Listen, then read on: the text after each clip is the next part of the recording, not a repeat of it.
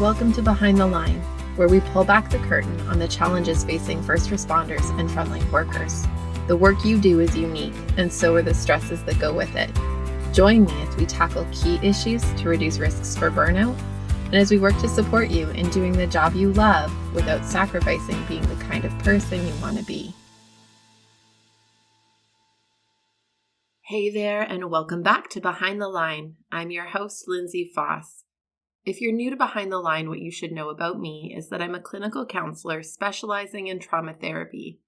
And after over a decade working with first responders and frontline workers around issues like burnout, compassion fatigue, PTSD, and related OSIs, I have become a passionate wellness advocate and educator for those who sacrifice so much for our communities out on the front lines.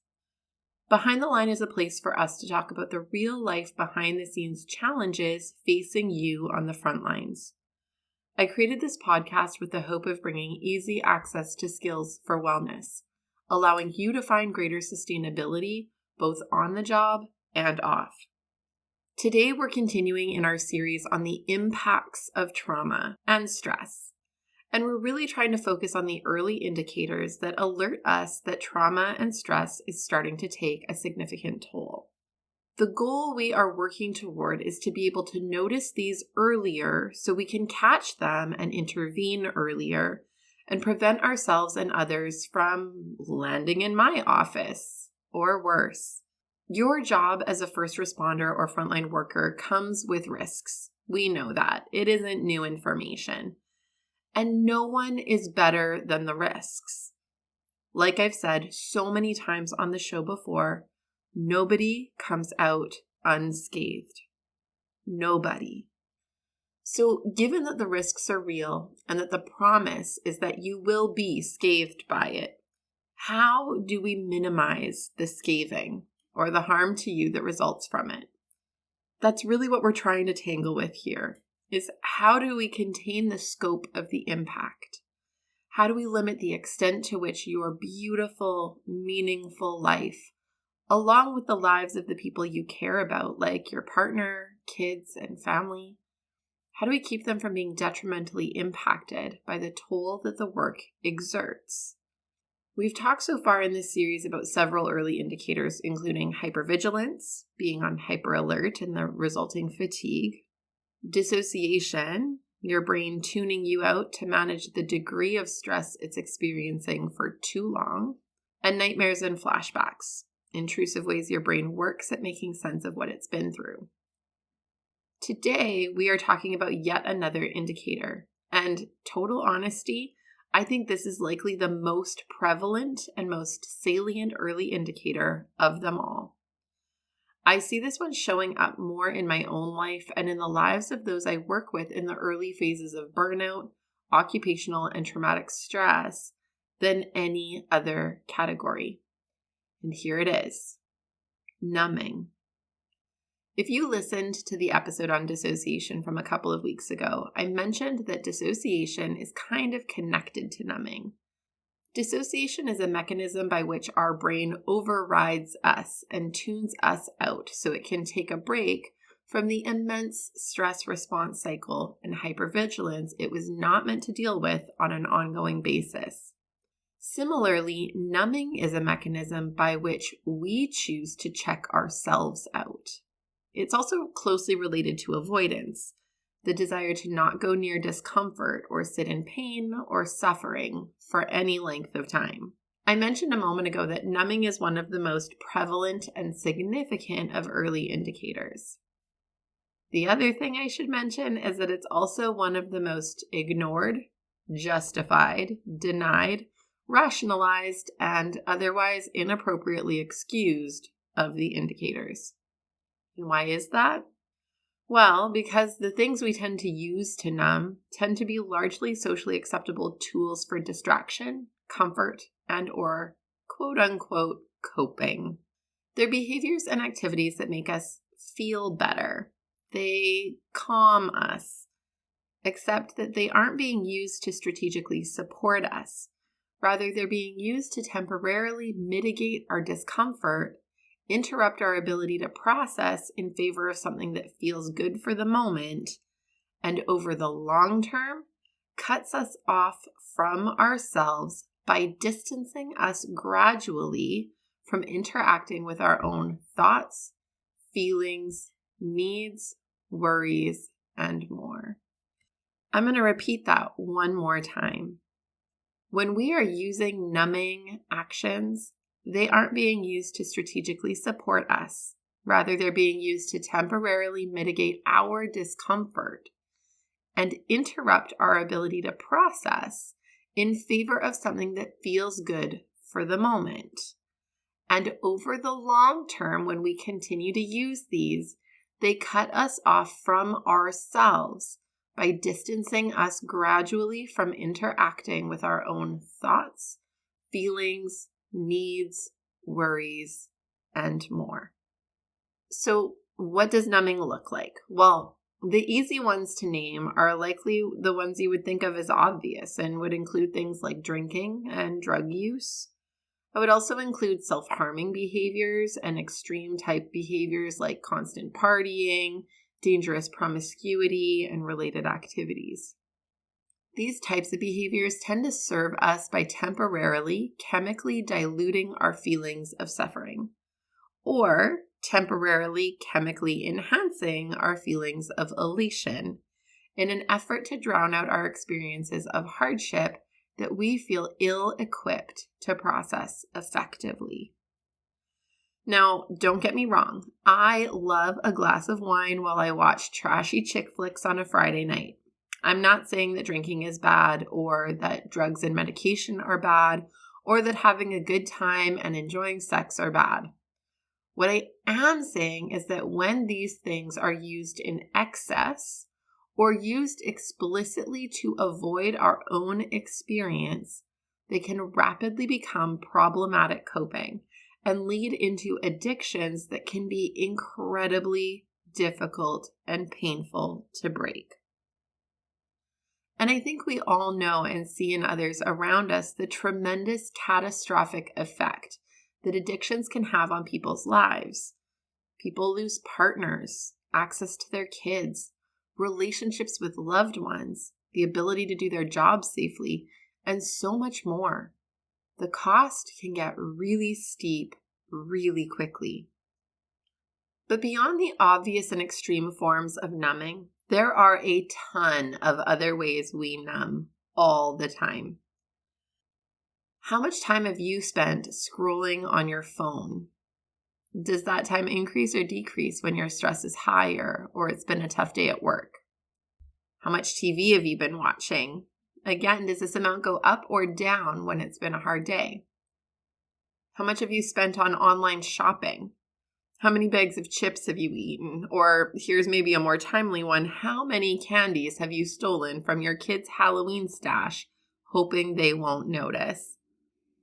The truth is, numbing can look like a lot of really common, normal behaviors. And more than that, they can look like behaviors that, when used a very specific way, can actually be a component of healthful coping. But when taken too far, become a new problem all their own. Recently, I had a chat with my daughter's kindergarten teacher. My daughter is the oldest in her class and is a force of nature by personality. I've been told the apple doesn't fall far from the tree. Her teacher told me that they've been working a lot on leadership. She strained when she said the word. I asked if that was a whole class thing. No, it was not a whole class thing. My daughter is working on leadership.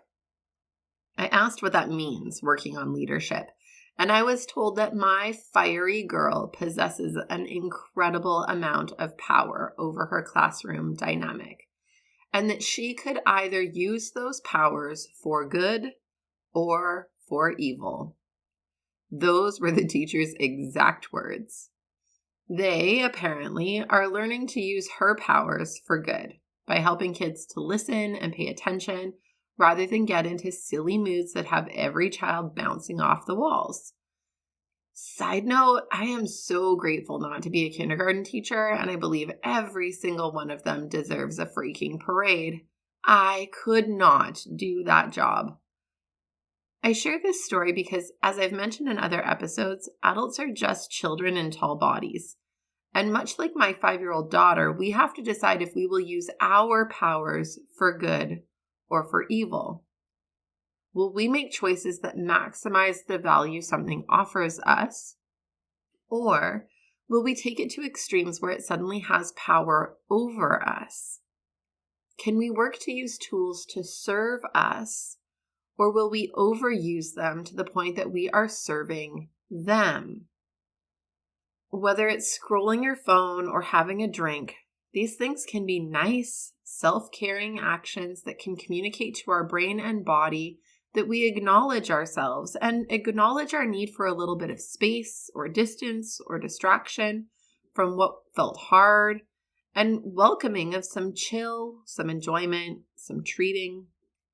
But when it goes too far and becomes habitual to the point that we don't know how to cope without it, exclusive to the point that we don't know how else to cope if not it, or excessive to the point that it absorbs us and leaves little else, we have a problem. And this is where the tricky part lies, defining where we move from decently healthful, normal coping into problematic, unhealthy, addictive numbing. Because most of us start many of these activities in the normal, healthy zone. They tend to be occasional and enjoyable, and then hard times hit, so we seek out more enjoyment to balance the hardship. And we find that it feels good to be engrossed in binge watching old TV reruns on Netflix, or that drinking a couple more glasses than normal feels like a nice buzz instead of the anxious feelings I came home with. The things feel like they take the edge off. But as with all things addictive and how our brains work, little by little, we develop tolerance. And slowly but surely, we need more and more to get the same or less of an effect. To feel more numb, we need to do more of the numbing. And suddenly, it has taken on a life of its own. What had been justifiable for a moment turns into a monster of our own making. And that's the thing. It becomes a monster not only because of the addictions that can ensue and the costs associated with those, but because it also keeps the problem churning. Whatever you were numbing from is still there, sitting on a shelf in your body, screaming for your attention while you work to turn the volume up on the TV to drown it out. And then you go to sleep, wake up tomorrow, add more difficulty and stress and trauma in a job that is facing it all the time, adding to the shelf, and then going home and doing it all over again. It accumulates and accumulates, and when the problem is so big that it can no longer be ignored, it is also so much more complex and festering after being left so long, and the work to recover and heal from it all is so much more difficult than it needed to be. And it's all to avoid, to not touch what aches in us, to not look at what is crying and hurting in us, to not deal with what we're afraid of. And not because we don't know we should, or we don't think it's important, although those might be reasons that crop up for some people some of the time. But most of the time when I ask people why they didn't interact with their pain, the answer is that they didn't know how. We are ill-equipped to navigate our own pain. We haven't been taught practically what it looks like to process our experiences effectively. So we stuff it and we numb it. And time passes, and we and the people in our lives suffer for it, and on it goes. Behind the Line is sponsored by Beating the Breaking Point. Beating the Breaking Point is a 7-part online training program designed specifically for first responders and frontline workers, and tailored to fill the gaps in your training to support resilience and sustainability. Whether you're new to the work and wanting to cultivate tools to prevent burnout, compassion fatigue, and related concerns, or you are deep into your years on the job and have gone a few rounds with burnout and other mental health challenges, this program offers the foundational pieces you need to support personal and professional wellness for the long haul. You are a helper. You love your work and you sacrifice a lot. Investing in you and your sustainability is the best gift you can give yourself and those who lean on you. We make this program as risk-free as possible by offering a limited money-back guarantee to ensure that it's a fit for you. If you enjoy Behind the Line, you are going to love this program. Google Beating the Breaking Point Lindsay and find everything you need to get started, or use the link in the show notes. Now, back to the episode. 2 years ago, when I first started this podcast, I did a series on how to process, specifically related to how to process and make sense of the pandemic. Check out season 1, episodes 15 to 18 for a recap. Really, at the heart of the idea of processing is the understanding that humans are wired for stories. We talked about this last week around nightmares. We are designed in such a way that our brains desperately want and need to make sense of things that happen to us and around us. We need stories that fill in the gaps and round out the edges. We can face all kinds of hard, scary, sad things. But if we can tell a story about us that feels like it makes sense and meaning of it all, we will tend to be able to let it settle over time and go on with life relatively unencumbered by the events. But when we fail to tell a story, the story will try to tell itself. And it will always try to do so by putting us at the center. What I mean by that is that if we don't take an active role in analyzing, writing, and shaping the story, the default story will tend to be told by our greatest insecurities, fears, and beliefs of personal inadequacy. And this is part of what contributes to many of our stories feeling traumatic for so long after an experience. We can't put it to bed because it still feels like it says so much about how we failed, how we aren't enough, how we can't hack it. Our brain feels on the hook for keeping it alive in our heads so that we don't fuck it up again, so we don't make the same mistake, so we don't blow it like we always do. And yet, I can say that of the multitude of stories I have heard over the years working in a job where I hear everyone's internal storytelling, our default stories are almost never the most accurate version of this story. They are biased, and they need us to take an active role in sussing out the bias and retelling the story through a more accurate lens. When we let default stories happen, and when we ignore them and let them build up over time, they start to build on each other and serve as confirmation bias for one another. See, there's another time you blew it. Oh, look, there's one more. Holy smokes, look at all of these failures you've amassed. If that's what's happening under the surface, is it any wonder why you would want to numb out more and more and more? This is exactly why we need to talk about this and catch it early, because this can be totally doable if we catch it early and intervene.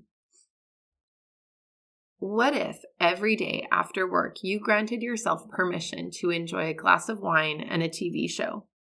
But then, after that one episode, you set aside 20 minutes to reflect on the day and intentionally decide how to tell the story of the day to yourself. What went well? What didn't? What did you do about what didn't go well? How do you feel about the decision you made to handle it that way? Is there more you could have done or some learning you can take forward? What can you be grateful for? What can you acknowledge about yourself, your efforts, and your value? Sit with these questions. Let yourself mull through them, and let them build a story of who you are. I bet if you do this, you'll find you'll start to discover some theme about yourself. I'm someone who shows up. I'm someone who doesn't give up. I'm someone who cares deeply.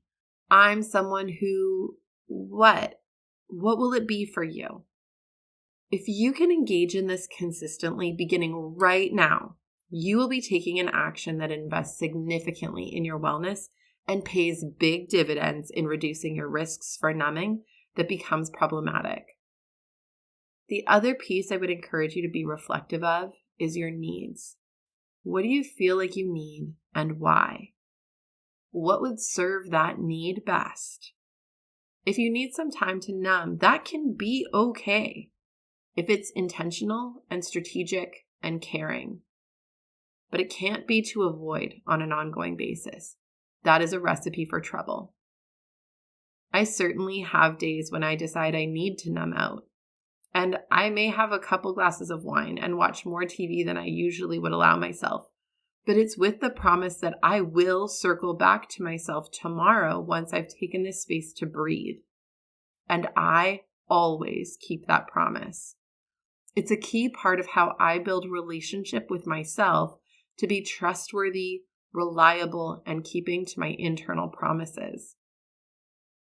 One of my best indicators that I'm struggling more and needing to be attentive and intervening is when I notice myself wanting to be on my phone more, when I feel irritated by people interrupting me when I'm mindlessly scrolling, when I would rather be scrolling or watching a show than having the important conversation my husband or kids are trying to have with me.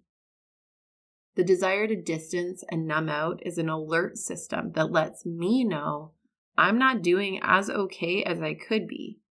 And it puts me into action looking at what I've let slide from my wellness plan and what needs to get set back up or set up differently to meet my ever-evolving needs and the ever-evolving demands of life. This isn't a perfect science. It is for sure more of an art. There is an ebb and flow, and it asks us to be pausing, reflective, and interpretive of what's happening for us, what we need in it, and how we can serve those needs most effectively. As an art, it asks us to confront and make sense of pain and suffering. But it also moves us to places of calm and beauty and joy. As we wrap up today, I want to remind you to please reach out and connect if you have any questions or feedback. You know I love hearing from you and shaping this podcast to echo your needs and interests. I love hearing about what you're working on and how you're using what we talk about on the show. You can find me on Facebook and Instagram at Lindsay A. Foss, where you can follow me or tag me, or you can email me at support@thrive-life.ca. To those who love this podcast and share about it to those you know, I want to say a huge thank you.